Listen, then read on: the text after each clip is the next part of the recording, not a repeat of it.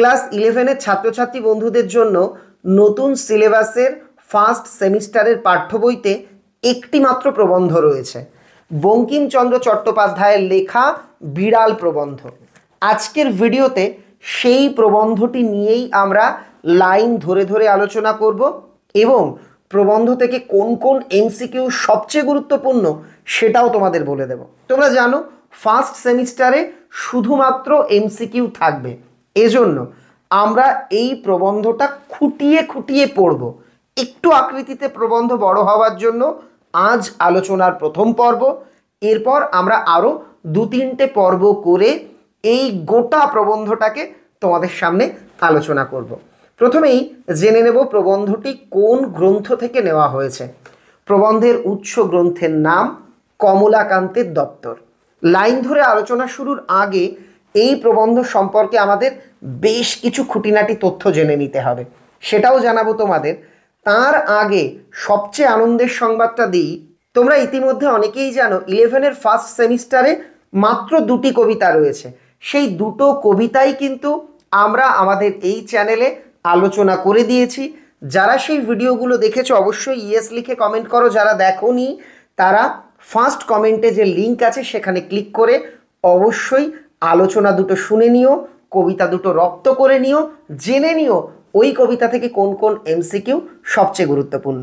এবার আমরা চলে যাচ্ছি মূল আলোচনায়। তার আগে ছোট্ট একটা আবদার, ভিডিওটা ভালো লাগলে লাইক করে দিও, চ্যানেলে নতুন হয়ে থাকলে চ্যানেলটিকে সাবস্ক্রাইব করে পাশের বেল আইকন প্রেস করে নোটিফিকেশান অল করে রেখো। দেখে নাও আজকের আলোচনা। প্রবন্ধ বিড়াল লিখেছেন সাহিত্য সম্রাট বঙ্কিমচন্দ্র চট্টোপাধ্যায়।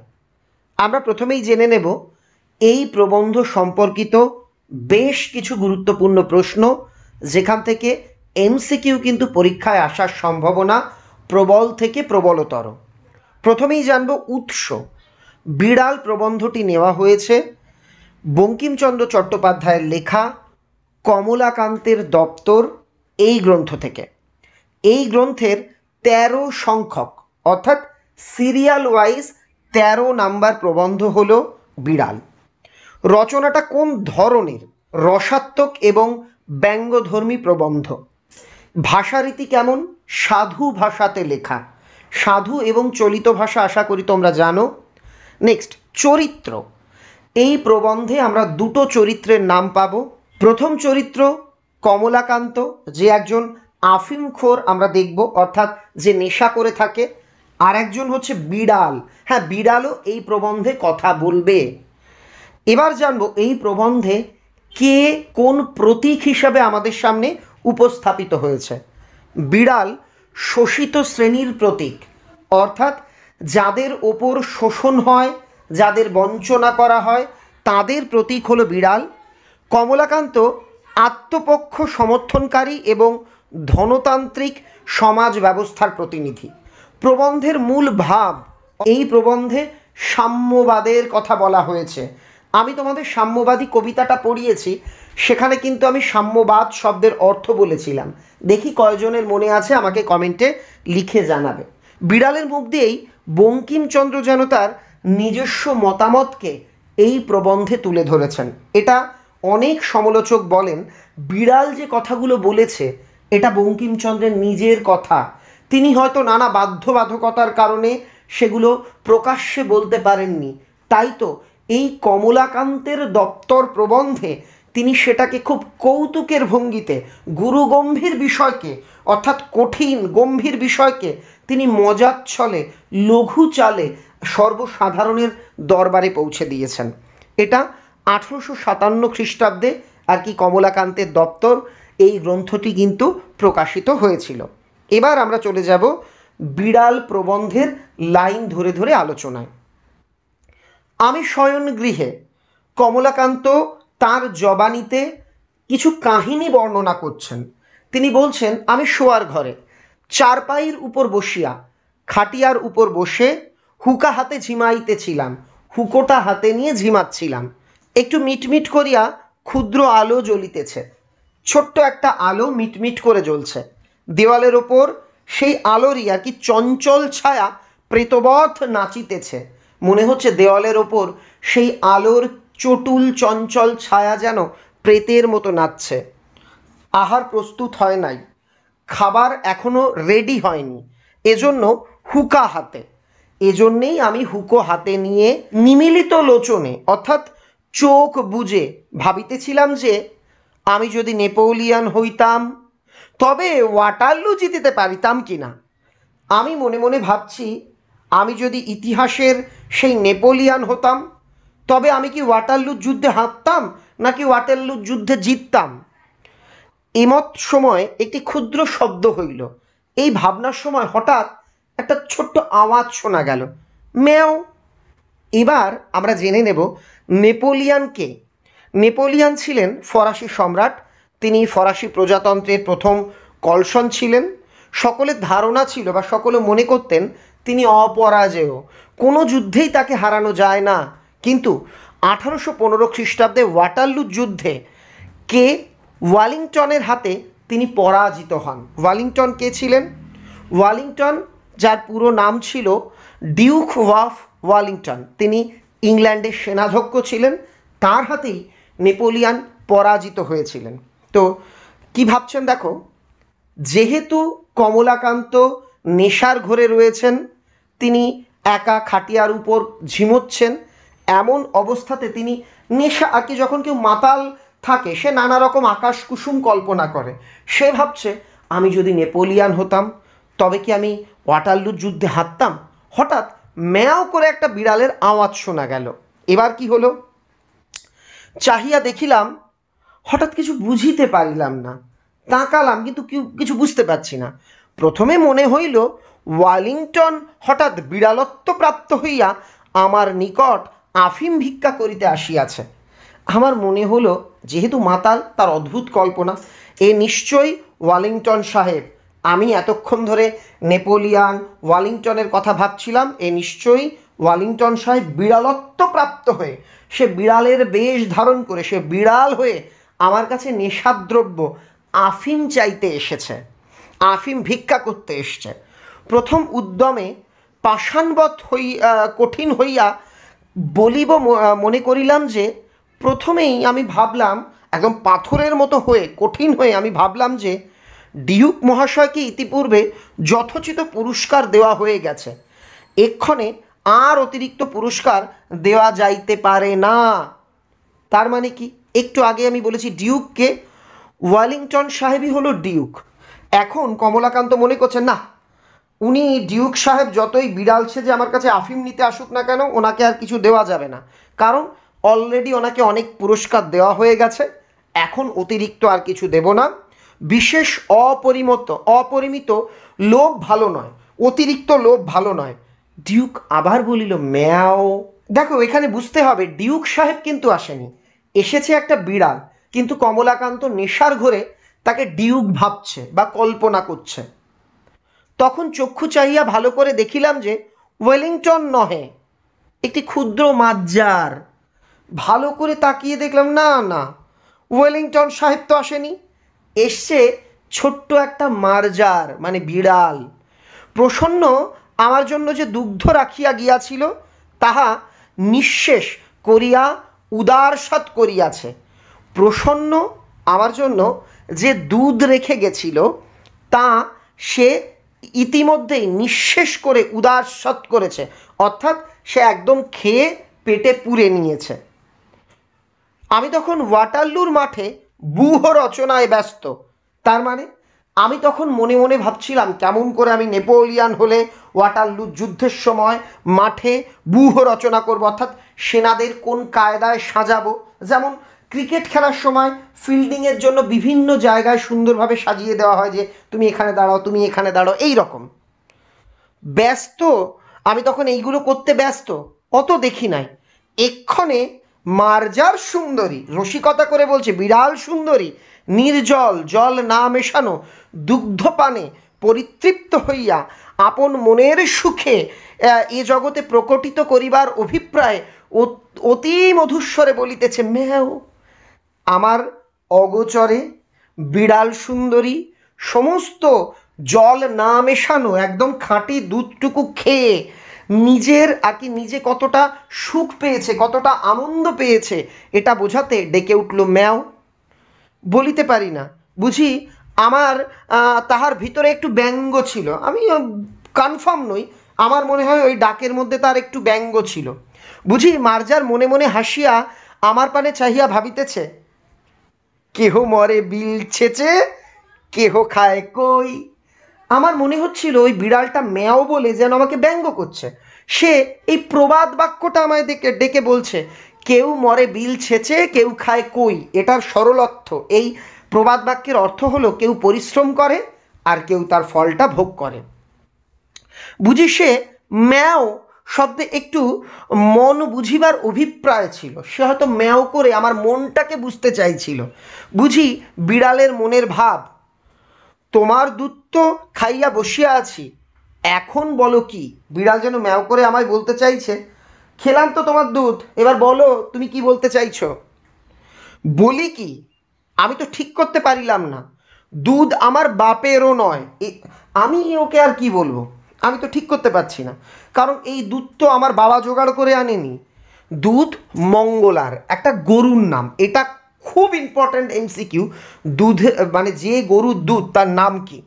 দুহি আছে প্রসন্ন, প্রসন্ন এটা দুইয়ে এনেছে, অতএব সে দুগ্ধে আমারও যে অধিকার, বিড়ালেরও তাই। কমলাকান্ত মনে মনে ভাবছে, বিড়ালকে কি বলবো, দুধ তো আমার বাবা জোগাড় করে আনেনি। মঙ্গলা গরুর দুধ একজন দুইয়ে এনে আমায় দিয়ে গেছে, তার মানে দুধে আমার যেটুকু অধিকার, বিড়ালেরও তাই।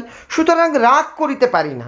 তবে চিরাগত মানে বহুদিন ধরে চলে আসা একটি প্রথা আছে যে বিড়াল দুধ খাইয়া গেলে তাহাকে তাড়াইয়া মারিতে যাইতে হয়। কিন্তু চিরকাল ধরে একটা প্রথা চলে আসছে, বিড়াল দুধ খেলে লাঠি নিয়ে তাকে তাড়া করতে হয়, মারতে যেতে হয়। আমি যে সেই চিরাগত প্রথার অবমাননা করিয়া মনুষ্যকুলে কুলাঙ্গার স্বরূপ পরিচিত হইব, ইহাও বাঞ্ছনীয় নয়। তবে আমার বিড়ালকে মারার ইচ্ছে না থাকলেও আমি যদি বিড়ালের দিকে লাঠি নিয়ে ধেয়ে না যাই, চিরকাল ধরে যে প্রথা চলে আসছে সেটা না মানি, তাহলে তো আমি মানুষের মধ্যে কুলাঙ্গার হিসাবে পরিচিত হব। তো এটারও তো ইচ্ছে আমার নেই। কি জানি এই মার্জারি যদি স্বজাতি মণ্ডলে কমলাকান্তকে কাপুরুষ বলিয়া উপহাস করে। আবার মনে মনে ভাবছে, না, আমি যদি এখন বিড়ালকে লাঠি নিয়ে তাড়া না করি তাহলে হয়তো আমি মানুষের মধ্যে কুলঙ্গার হিসাবে বিবেচিত হব। আবার এই বিড়াল তার বন্ধুবান্ধব তার আত্মীয় স্বজনের কাছে গিয়ে বলবে কমলাকান্ত একটা কাপুরুষ, আমি দুধ খেয়ে এসছি, আমায় কিচ্ছু বলেনি। অতএব পুরুষের ন্যায় আচরণ করাই বিদেহ, অর্থাৎ পুরুষের মতো আচরণ করাই উচিত। ইহা স্থির করিয়া, এটা ঠিক করে সকাতর চিত্তে, কাতরতার সঙ্গে দুঃখের সঙ্গে হস্ত হইতে হুকা নামাইয়া অনেক অনুসন্ধানে একটি ভগ্ন যষ্ঠি, যষ্ঠি মানে লাঠি, আবিষ্কৃত করিয়া সগব্যে মাজ্জারির প্রতি ধাবমান হইলাম। আমি একটি লাঠি খুঁজে নিয়ে গর্বের সঙ্গে বিড়ালের দিকে ধেয়ে গেলাম। মার্জারি কমলাকান্তকে চিনিত। সে যষ্ঠি দেখিয়া বিশেষ ভীত হওয়ার কোনো লক্ষণ প্রকাশ করিল না। এই বিড়াল কমলাকান্তকে চিনত, ও মাতাল, কমলাকান্ত কিছু বলবে না এটা জানতো, তাই কমলাকান্তকে দেখে সে মোটেই ভয় টয় পেল না। কেবল আমার মুখখানে চাইয়া হাই তুলিল, কেবল কমলাকান্তের দিকে তাকিয়ে হাই তুলছে। একটু সরিয়া বসিল, বলিল ম্যাও। আবার বিড়াল বলল ম্যাও। প্রশ্ন বুঝিতে পারিয়া যষ্ঠি ত্যাগ করিয়া পুনরপি মানে আবারও শয্যায় আসিয়া হুকে হাতে রইলাম। বিড়াল যে ম্যাও বলল, বিড়াল কি বলতে চাইছে এটা বুঝতে পেরে আমি লাঠি ফেলে কি নিলেন বক্তা হাতে, বা কমলাকান্ত যষ্ঠি ফেলে কি হাতে নিয়েছিলেন, হুকো, এটা নিয়ে তিনি আবার এসে তিনি পুনরায় শয্যায় অর্থাৎ ওই চার পেয়ের ওপর বসলেন। তখন দিব্যকর্ণ মানে ভগবানের দেওয়া সোনা, কানে তালবস্বয় ওকার নয়কার সোনার ক্ষমতা প্রাপ্ত হইয়া মাজ্জারের বক্তব্য সকল বুঝিতে পারিলাম। ভগবান আমাকে যে সোনার শক্তি, কানে যে সোনার শক্তি দিল, সেই শক্তি পেয়ে আমি বুঝতে পারলাম বিড়াল ম্যাও ম্যাও করে আমায় কি বলছে। বুঝিলাম যে বিড়াল বলিতেছে মারপিট কেন। স্থির হইয়া হুকো হাতে করিয়া একটু বিচার করিয়া দেখো দেখি, এ সংসারের ক্ষীর সর দুগ্ধ দধি মৎস্য মাংস সকলই তোমরা খাইবে, আমরা কিছু পাইব না। বিড়াল যেন বলছে আচ্ছা তুমি লাঠিটা ফেলো, হাতে হুকোটা তোলো, এবার ঠান্ডা মাথায় ভাবো, দুধ মাছ মাংস ক্ষীর দই এই সব তোমরা খাবে পৃথিবীতে, তোমরা মনুষ্য, আমরা বিড়াল, প্রভেদ কি? তোমাদের ক্ষুধ পিপাসা, খিদে তৃষ্ণা আছে, আমাদের কি নাই? তোমরা খাও, আমাদের আপত্তি নেই, কিন্তু আমরা খাইলে তোমরা কোন শাস্ত্রানুসারে ঠ্যাঙা লাঠি লইয়া মারিতে আইসো? আচ্ছা বলো, তোমরা খাচ্ছ, আমাদের তো কোনো প্রবলেম নেই, কিন্তু আমরা খেতে গেলে তোমরা কেন? বলো, কোন শাস্ত্রে লেখা আছে, কোথায় লেখা আছে তোমরা কেন আমাদের মারতে আসো লাঠি নিয়ে? তাহা আমি বহু অনুসন্ধান করে পাইলাম না। আমি অনেক ভেবেছি, অনেক চিন্তা করেছি, কিন্তু এর উত্তর আমি পাই না। বিড়াল বলছে তোমরা খেলে আমার আপত্তি নেই, অথচ আমরা খেলে তোমরা কেন মারতে আসো, এটা আমি বুঝতে পারলাম না। তোমরা আমার কাছে কিছু উপদেশ গ্রহণ করো। বিজ্ঞ চতুষ্পদে, বিজ্ঞ মানে অভিজ্ঞ, চতুষ্পদ মানে চার পাওয়ালা প্রাণী, এখানে বিড়াল নিজেকে বিজ্ঞ চতুষ্পদ বলছে, কাছে শিক্ষালাভ ব্যতীত তোমাদের জ্ঞান উন্নতির উপায়ন তো দেখি না। আমার কাছে উপযুক্ত শিক্ষা লাভ ছাড়া তোমাদের কি বলবো, জ্ঞানের উন্নতির কোনো পথ আর দেখি না। আমার কাছ থেকে শোনো, আমি কিছু কথা বলি, জ্ঞান লাভ করো।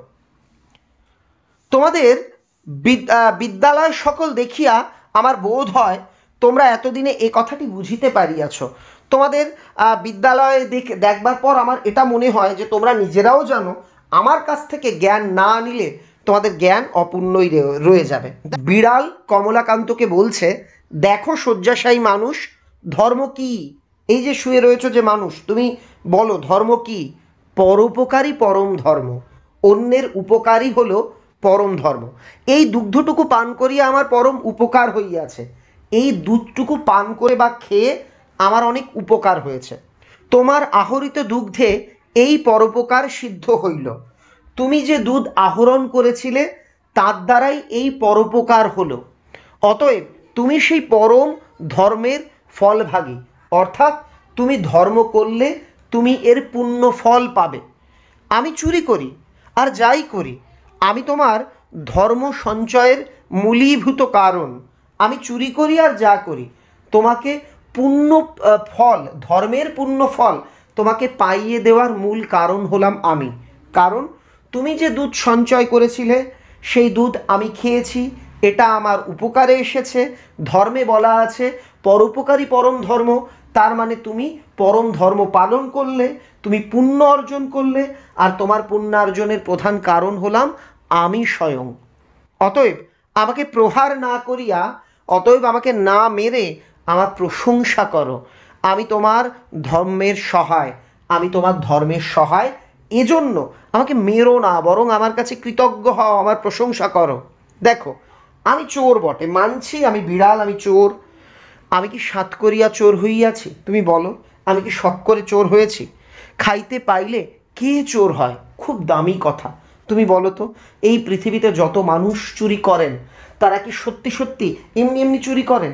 নিশ্চয়ই অভাবের তাড়নায় চুরি করেন। বঙ্কিমচন্দ্র যে কথাটা বলতে চাইছিলেন বিড়ালের মুখ দিয়ে কিন্তু সেই কথা তিনি বলাচ্ছেন, যে কেউ এই জগৎ সংসারে শখ করে অপরাধী হয় না। খাইতে পারিলে কে চোর হয়? খাওয়া পরা পেলে নিশ্চয়ই কেউ শখ করে চুরি করতে যায় না। দেখো, যাহারা বড় বড় সাধু চোরের নামে শিহরিয়া ওঠেন, তাহারা অনেক চোর অপেক্ষাও অধার্মিক। এই যে বড় বড় সাধু পুরুষ বলে আমরা যাদের জানি, যারা চোরের নাম শুনলে শিউরে ওঠে, তাদের মধ্যে অনেকে আছেন যারা চোরের থেকেও বড় অধার্মিক, বড় অপরাধী। তাহাদের চুরি করিবার প্রয়োজন নাই বলিয়া চুরি করেন না। তাদের টাকা আছে, চুরি করার প্রয়োজন হয় না, তাই তারা চুরি করেন না। কিন্তু তাহাদের প্রয়োজনাতীত ধন থাকিতেও চোরের প্রতি যে মুখ তুলিয়া চাহেন না, ইহাতেই চোরে চুরি করে।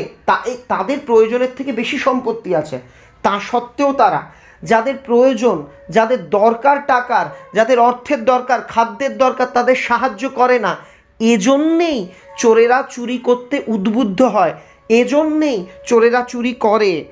অধর্ম চোরের নহে, চোর যে চুরি করে সে অধর্ম কৃপণ ধনীর। এই যে তোমরা বলতেই পারো চোর অধার্মিক, না, বিড়াল বলছে আমার মতে অধার্মিক হলো কৃপণ ধনীরা, যারা ধন সম্পদ সঞ্চয় করে রাখে, গরিব মানুষেরকে সাহায্য করে না, তারাই পরোক্ষভাবে চুরির মদতদাতা, তাই তারাই অধার্মিক। চোর দোষী বটে, আমি মানছি চোর দোষী, কিন্তু কৃপণ ধনী তদাপেক্ষা শতগুণে দোষী। কিন্তু যারা কৃপণ ধনী অথচ কিপ্টে, তারা তার থেকে চোরের থেকে 100 গুণ বেশি দোষী। চোরের দণ্ড হয়, চোরের শাস্তি হয়। চুরির মূলে যে কৃপণ, কিন্তু চুরির মূলে কারা? কৃপণরা। কৃপণতাই হচ্ছে অন্যকে চুরিতে উদ্বুদ্ধ করে। চুরির মূলে যে কৃপণ, তাহার দণ্ড হয় না কেন? তার কেন দণ্ড হয় না? এই প্রশ্ন বিড়াল রাখলো কমলাকান্তের সামনে। এবার আমরা কিছু এমসিকিউ দেখে নেব। এমসিকিউ এর 4টে উত্তর থাকে, তার মধ্যে থেকে সঠিকটা বেছে নিতে হয়। তোমাদের প্র্যাকটিসের সুবিধার্থে আমরা ভুল উত্তর দিইনি, সরাসরি উত্তরগুলো লিখে দিয়েছি। 1, কে বিরলত্ব লাভ করেছিল বলে কমলাকান্তের অনুমান? উত্তর, ওয়েলিংটন। নেক্সট, বিড়ালত্ব প্রাপ্ত হয়ে ওয়েলিংটন কি চাইতে এসেছিল বলে কমলাকান্ত অনুমান করে? উত্তর, আফিম। কাকে যথোচিত পুরস্কার দেওয়া হয়ে গেছে বলে কমলাকান্তের অভিমত? উত্তর, ডিউক সাহেবকে। কমলাকান্তের জন্য দুধ রেখে গিয়েছিল কে, বা কে দুধ দোয়াতো? উত্তর, প্রসন্ন। মার্জার শব্দের অর্থ কি? বলবো না, তোমরা আমাকে কমেন্টে লিখে জানাবে। 6, ব্যূহ রচনা হয়েছিল কোন যুদ্ধে, বা কোন যুদ্ধে ব্যূহ রচনার কথা ভাবা হয়েছিল? ওয়াটারলু যুদ্ধে। বিড়াল প্রবন্ধটির উৎস বা কোন গ্রন্থ থেকে নেওয়া হয়েছে? কমলাকান্তের দপ্তর। দুধ কোন গাভীর দুধ রাখা হয়েছিল? উত্তর, মঙ্গলা। ভীত হওয়ার কোনো লক্ষণ প্রকাশ করিল না কে? উত্তর, মার্জার। যষ্ঠী ছেড়ে কমলাকান্ত হাতে কি নিয়েছিল? উত্তর, হুকো। কি প্রাপ্ত হওয়ার পর মার্জারের সব বক্তব্য বোঝা গিয়েছিল? দিব্যকর্ণ প্রাপ্ত হওয়ার পর কমলাকান্ত মার্জারের সব বক্তব্য বুঝেছিল। কমলাকান্ত হুকো হাতে কোথায় বসেছিল? চারপাইয়ের ওপর। দেওয়ালের ওপর চঞ্চল ছায়া নাচছিল কেমনভাবে? প্রেতবৎ। মার্জারির মতে সবচেয়ে বড় অপরাধীকে? কৃপণধ্বনি। আর আজকে লাস্ট এমসিকিউ, আমি তোমার ধর্মের সহায়, বক্তাকে? বিড়াল বা মার্জার। এই রকমভাবেই খুঁটিয়ে খুঁটিয়ে টেক্সট বই তোমাকে পড়তে হবে। যে কোনো জায়গা থেকেই কিন্তু তোমাকে এমসিকিউ দেওয়া হতে পারে। খুব তাড়াতাড়ি সম্পূর্ণ এমসিকিউ এর একটা সংকলন বা সাজেশন আমরা কিন্তু ইউটিউবে পোস্ট করব। প্রথম পর্বের আলোচনা এখানেই শেষ করলাম। তোমরা বলো কেমন লাগলো আজকের এই আলোচনা? অবশ্যই আমাকে কমেন্টে লিখে জানিও। যেহেতু এখনো তোমরা বই পাওনি, তাই আমি অনুরোধ করব ভিডিওটাকে সম্ভব হলে 1-2বার দেখে নাও। আমার দৃঢ় বিশ্বাস গোটা প্রবন্ধটা তোমাদের কাছে কিন্তু জলের মতো পরিষ্কার হয়ে যাবে। আর তোমার সহপাঠী অন্যান্য বন্ধু বান্ধবীর কাছে ভিডিওটা শেয়ার করে দিতে ভুলো না, যাতে তারাও স্কুল খোলবার আগে, বই নোট বই মার্কেটে আসবার আগে আমাদের ভিডিও থেকে তোমাদের পাঠ্য এই প্রবন্ধটা খুব ভালোভাবে আয়ত্ত করে নিতে পারে, পড়ে নিতে পারে। সবার জন্য অনেক অনেক শুভকামনা আর ভালোবাসা জানিয়ে আজকের ভিডিও এখানেই শেষ করলাম।